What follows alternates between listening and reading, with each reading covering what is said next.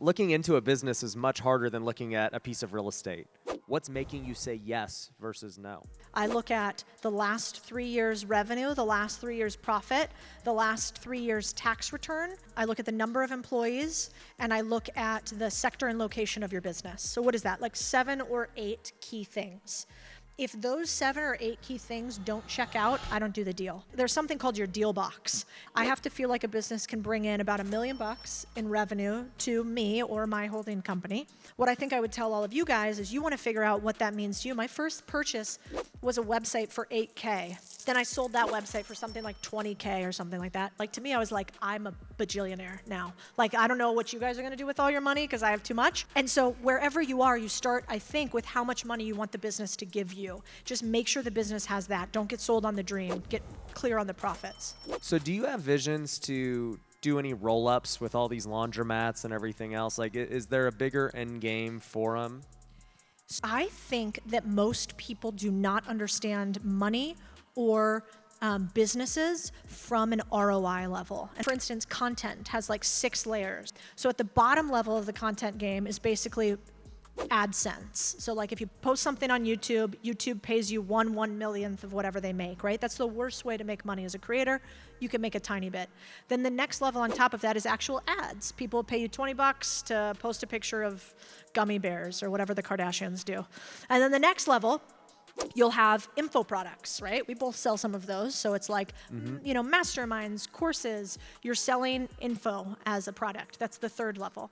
Then the fourth level on top of that is actual hard products like Goop. Gwyneth Paltrow started with ads, then she went to info products, aka she sold like events and stuff like that. Then she went to hard products, right?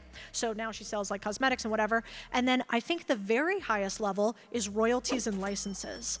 And what's funny is most humans get bored so easy by understanding the layers of the game and money, they never think like this. Every time I analyze a level, I think, what is the multiple that I could get if I sold this segment of my business? If I sold a business just for AdSense, I'd get a really crappy multiple. If I sold a business for info products, you also get a bad multiple. But if you sell a royalty or licensing business, you sell it at 10x revenue. That is how billionaires are made. So what I want to do is I want to find more deals here and less deals here. So where do you think laundromats and these boring businesses fit on that spectrum? The only way that I think laundromats and boring businesses make sense is when you roll them up and you add technology. What I didn't realize when I first started buying them is the average age of these owners that I'm buying them from is 65. They use like a piece of pad and a paper to fill out their stuff. They use Excel for QuickBooks. They have no technology. But the second that their son takes over or I buy the business, what happens? I put it on Slack, I use email, I use Notion. So inherent in this business is a bunch of technology that hasn't been created yet because my 65-year-old owner probably would not have used that technology.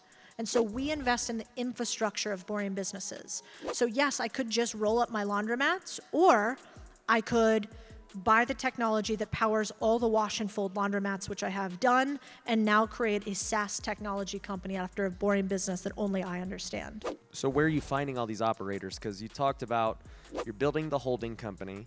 This is something that we've built as well. And as we go acquire businesses or start new businesses, finding the operator is easily, to me anyways, the most difficult part. Usually I buy the operator outright, and the reason why is, for some reason, I mean, I guess I understand why. The second that you sell your business, this weird thing happens where like most people who are owners are unemployable. They're like not good employees, myself included.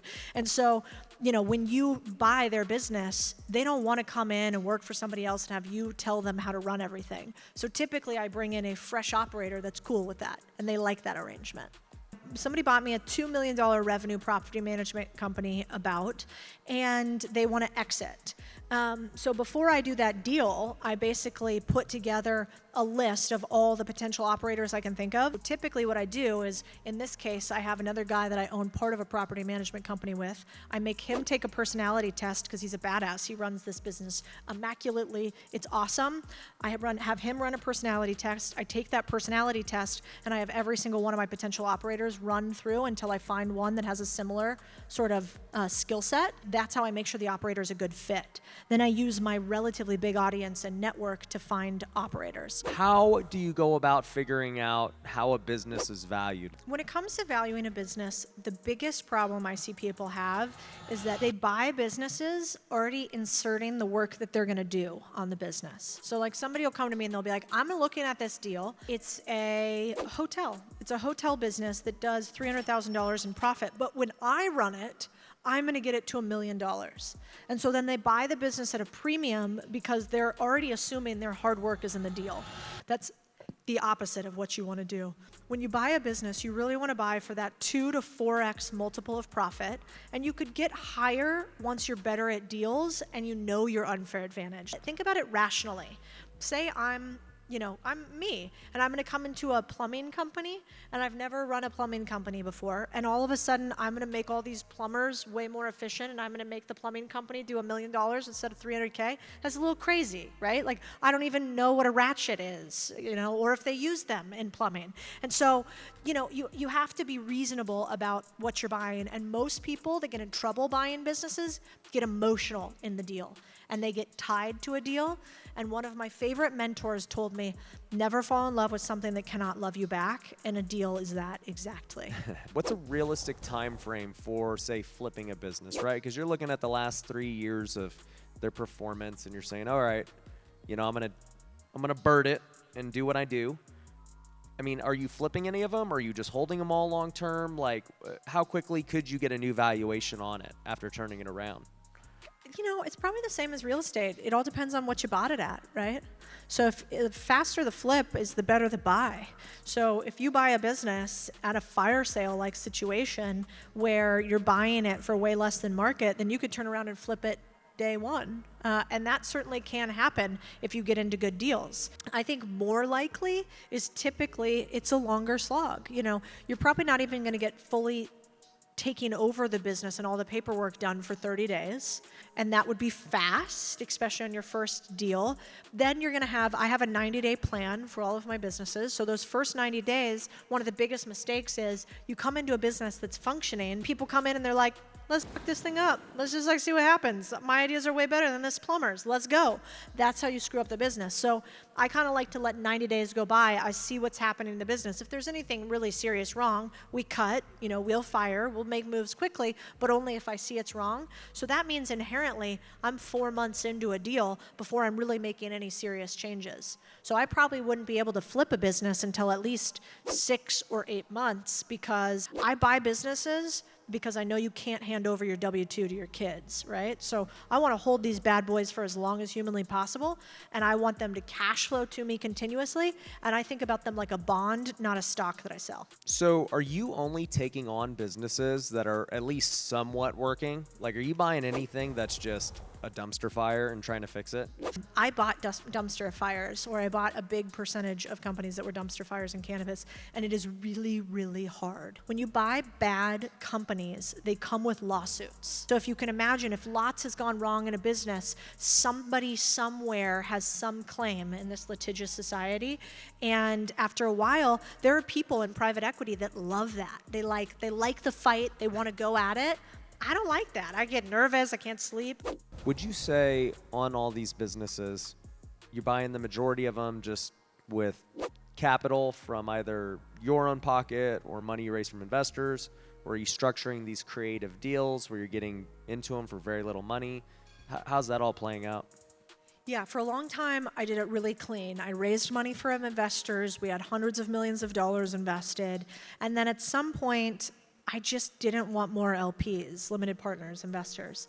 And so I started doing my own deals. And that was probably like 8 or 9 years ago. Now most of the companies that I own them outright, or maybe I have 1 or 2 really close partners. One thing I'll say as you guys start doing this is every deal you do is like a little mini marriage. And every investor that you let in buying a business land is like you make a little promise to them, you make a contract.